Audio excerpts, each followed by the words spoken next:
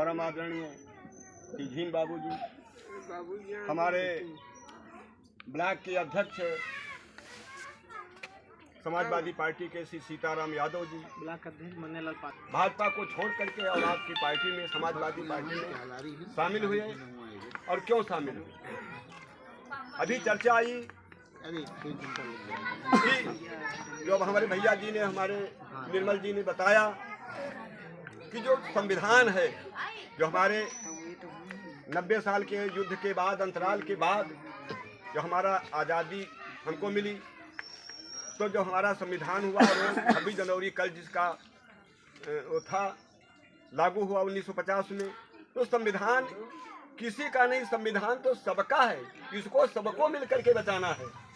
और संविधान का मतलब होता है सबके लिए, जहाँ विधान हो सबके लिए, जो भूखे उनको पहले और जो थोड़ा कम भूखे उनके बाद में, लेकिन सबको मिलना चाहिए। मैं ज़्यादा ना बोल करके एक बात कहूँगा,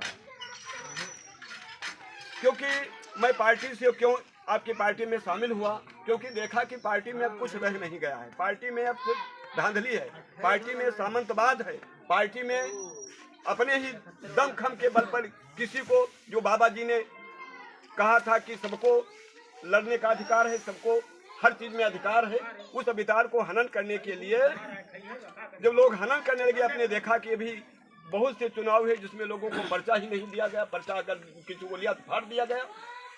इसमें चाहे अगड़ा हो, चाहे अल्पसंख्यक हो, चाहे दलित हो, चाहे पिछड़ा हो, कोई भी बचा नहीं है जिसके ऊपर ये भाजपा के द्वारा अपमान न किया गया हो।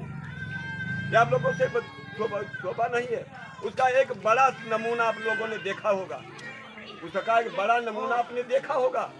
और वो कहाँ का नमूना था? लखीमपुर में कोऑपरेटिव ऑपरेटिव बैंक का चुनाव था।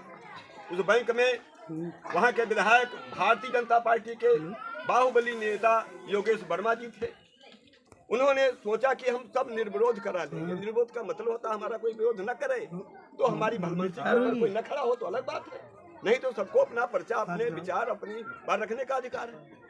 तो योगेश वर्मा ने लिस्ट नोचवा दी, और जब विपक्ष ने पूछा कि भाई क्यों नोचवा दिया, ये तो हमारा संविधान था, तो उसको अपनी सत्ता का दमंगई दिखाया गया। और जब दिखाया गया तो उसका परिणाम भी जानते होंगे कि थप्पड़ कांड हुआ। और थप्पड़ कांड हुआ तो उनको मालूम हो गया कि तुम चाहे सत्ता में हो, लेकिन तुमको मनमानी करने नहीं दिया जाएगा। ये कांड है, ये भाजपा के लोग देखो तमाम ऐसे चुनाव आए हैं जहाँ पर किसी को नहीं दिया, चाहे वो कोऑपरेटिव बैंक का चुनाव हो, चाहे जिला साधन सहकारी बैंक का चुनाव हो।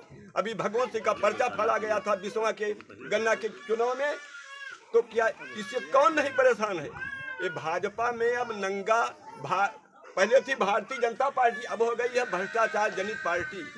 अब वो भ्रष्टाचार जनित पार्टी है। इससे हम लोग वहाँ से निकल करके, और माननीय मुलायम सिंह ने जो एक अभियान चलाया था, और मुलायम सिंह ने एक बात कही थी कि किसानों के लिए, धरती पुत्र मुलायम सिंह जी किसानों के मसीहा थे, और किसानों के लिए उन्होंने कार्य किया। माननीय मुख्तार साहब ने हमारे गांजर का जो ढांचा बनाया, उसके बाहर अभी किसी नेता ने कोई काम नहीं किया। माननीय झीन बाबू ने एक तहसील दिया था रेउसा में, और जब से भाजपा की सरकार आई, तहसील पता नहीं कहाँ चली गई। तहसील क्या समाजवादी का कोई मुद्दा था?